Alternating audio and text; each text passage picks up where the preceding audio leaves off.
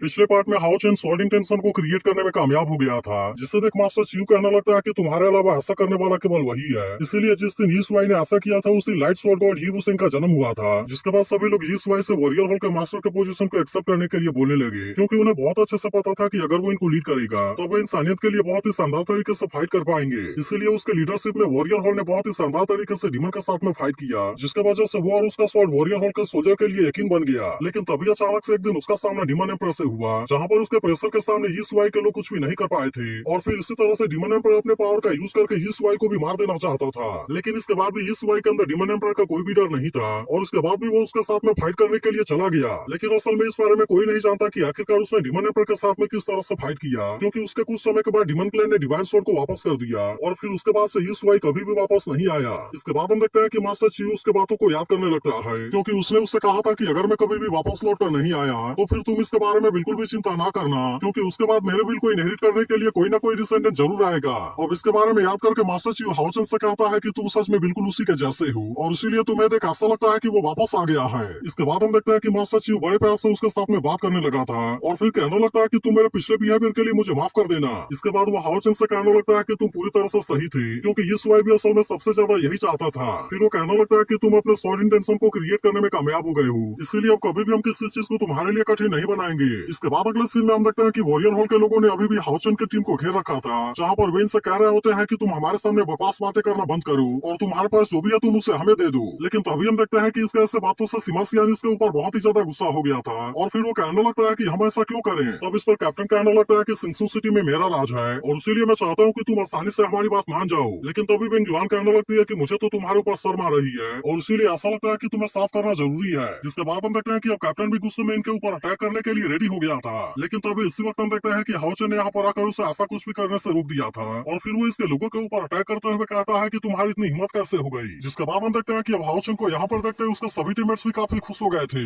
लेकिन अभी भी हम देखते हैं कि वो कैप्टन इतने आसानी से इनके सामने अपने हरकतों से बाज आने वाला नहीं होता, और वो हाओ चेन के ऊपर चिल्लाते हुए कहता है कि मेरे इलाके में इस तरह से आने की तुम्हारी हिम्मत कैसे हो गई। तभी हम देखते हैं कि वो गुस्से में इसके ऊपर अटैक करने के लिए भी आने लगा था। लेकिन याद है कब हाओ चेन भी इसके लिए पूरी तरह से रेडी हो गया था, और वो केवल एक ही पंच में इसके हालत को खराब कर देता है। तभी वो कैप्टन कहने लगता है कि मेरे father in law warrior hall के डिप्यूटी मास्टर हैं, इसलिए अब तुम हमारे वॉरियर हॉल के रात का सामना करने के लिए रेडी हो जाओ। लेकिन इसके बाद भी हम देखते हैं कि हाओ चेन को इसके बारे में कोई भी चिंता नहीं होती, और फिर वो कैप्टन से कहने लगता है कि अगर पूरा वॉरियर हॉल भी गुस्सा हो गया तो फिर मुझे ऐसा लगता है कि तुम इसे बर्दाश्त नहीं कर पाओगे। तभी हम देखते हैं कि वो इनको वॉरियर हॉल के पैलेस मास्टर का टोकन दिखाता है, जिसे देखते इन सभी की हालत पूरी तरह से खराब हो गई थी, और फिर वे तुरंत ही इसके सामने अपने घुटने टेकने लगते हैं। वहीं उधर वो कैप्टन कहने लगता है कि यह टोकन तो असल में खुद पैलेस मास्टर के जैसे है, और इसीलिए आखिरकार ये तुम्हारे पास कैसे आ गया। लेकिन हम देखते हैं कि हाओ चेन उसके इस बात का कोई भी जवाब नहीं देता। फिर वो कहने लगता है कि अब तुम इसके लिए मुझे माफ कर देना, और अब इतनी बात कहने के बाद हम देखते हैं कि उसने उसे कैप्टन के पोजीशन से डिसमिस कर दिया था। जिसके बाद हम देखते हैं कि दो सोल्जर उसे कैद करके यहाँ से ले जाने लगे थे, और उसे देखते ही यहाँ के सभी लोग भी इस बात से बहुत ही खुश हो जाते हैं, क्योंकि असल में उसने सभी लोगों को बहुत ही ज्यादा परेशान कराया था, और इसीलिए वे सभी कहने लगते हैं कि इसके साथ तो ऐसा बहुत पहले होना चाहिए था। इसके बाद हम देखते हैं कि सार भी हाओ चेन को यहाँ पर देख काफी खुश हो गई थी, और फिर उसके बाकी साथी कहने लगते हैं कि लीडर आखिरकार ये सब क्या हो रहा है, क्योंकि आपके पास में तो अब यह टोकन भी आ गया है, और इसीलिए क्या आप बता सकते हैं कि आप वर्किंग पैलेस के मास्टर कैसे बने। तभी बेंग जुआन उससे कहने लगती है कि अब तो आपके पास में यह टोकन है, और इसीलिए आप किसी भी टाइम इसका यूज कर सकते हैं, जिसकी पावर असल में वॉरियर हॉल के मास्टर के पावर के बराबर है। फिर वो कहने लगती है कि आप इसका यूज करके वॉरियर हॉल के मेंबर को फाइट करने के लिए डिप्लॉय कर सकते हैं। इसके अलावा आप वहाँ से रिसोर्स को भी ले सकते हैं। फिर हमें पता चलता है कि आज से 6000 साल पहले जब divine silk throne holy demon continent में आया था, तो उस समय यह extraterrestrial meteorite warrior hall के नजदीक में गिरा था, और असल में क्योंकि इसे डिस्ट्रॉय नहीं किया जा सकता,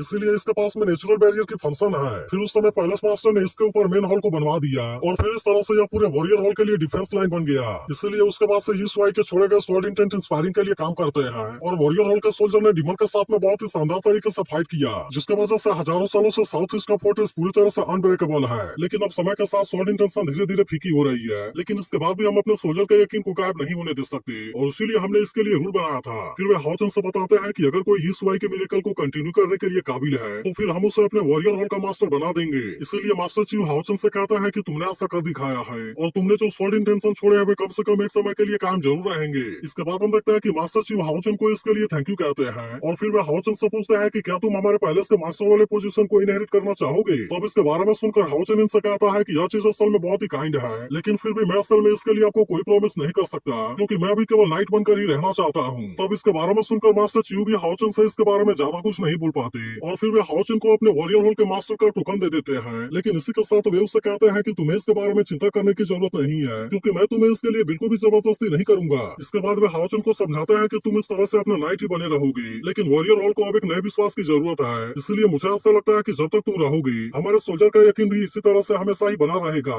इसी के साथ वे हाओचन से कहते हैं कि तुम जहाँ कहीं भी क्यों ना रहो, लेकिन हमारे वॉरियर होल की स्पिरिट हमेशा तुम्हारे साथ रहेगी। इसलिए वो जैसे ही कभी किसी चीज के लिए ऑर्डर देगा, तो वॉरियर होल के सारे सोल्जर उसकी बात जरूर मानेंगे। इसी के साथ वो उसे कहता है कि हमारा कॉमन गोल तो असल में डीमन को हराना है, और इसीलिए मुझे ऐसा लगता है कि तुम्हें इसके बारे में ज्यादा चिंता नहीं करनी चाहिए। जिसके बाद हम देखते हैं कि हाओचन भी मास्टर चियू को इसके लिए थैंक यू कहता है। तभी हम देखते हैं कि इसके बारे में जानकर लिन सिंह इस बात से बहुत ही ज्यादा खुश हो गया था, और फिर वो कहने लगता है कि आपने तो केवल एक ही झटके में वॉरियर होल के लीडर के पोजीशन को ले लिया। वहीं उधर सिमासियान भी इस बात से बहुत ही ज्यादा खुश हो गया था, और फिर वो कहने लगता है कि यह तो असल में बहुत ही बड़ी बात है। तभी हानियू भी हाओचन को इसके लिए कांग्रेचुलेट करने लगता है, लेकिन अब हाओचन इनसे कहता है कि अब हमारा काम पूरा हो गया है, और इसीलिए अब हम अपने मिशन पर जाने की तैयारी करना स्टार्ट कर देंगे। फिर वो इनको बताने लगता है कि हमारे पास में 16 डीमन हंटिंग मिशन है, जिसमें से कि हर एक मिशन में अलग अलग टारगेट है। इसीलिए अब हम इसका फायदा लेकर अपने कॉम्बैट एक्सपीरियंस को बढ़ाएंगे, और इसके अलावा मैं इस तरह से सायर की भी मदद करना चाहता हूँ, ताकि मैं उसके डिवाइन स्प्रिंग अवेकनिंग को इंस्पायर कर सकूं। इसके बाद वो इनको बताता है कि इनके पहले मिशन का नाम किलिंग वन है, और इसका डेटा दिखाता है कि उनके टीम के अंदर लेवल 6 वाले गोल्डन बर्ड डीमन है, जो कि डीमन बॉर्डर के ऊपर एक्टिव है। इसीलिए हम देखते हैं कि वे इनको मारने के लिए वहाँ पर जाने लगे थे, क्योंकि उन्होंने 32 इंसानी विलेज को डिस्ट्रॉय कर दिया है, और उसके अलावा अब तक उन्होंने हजारों लोगों को मार दिया है। इसके बाद वो इनसे कहने लगता है कि सबसे पहले हम डीमन क्लैन के बॉर्डर वाले कारवां को फॉलो करेंगे, और फिर इस तरह से हम उनके लोकेशन की तरफ जाएंगे, क्योंकि इस तरह से भी उनके साथ में फाइट करके एक ही झटके में उन सबको मार देना चाहते थे।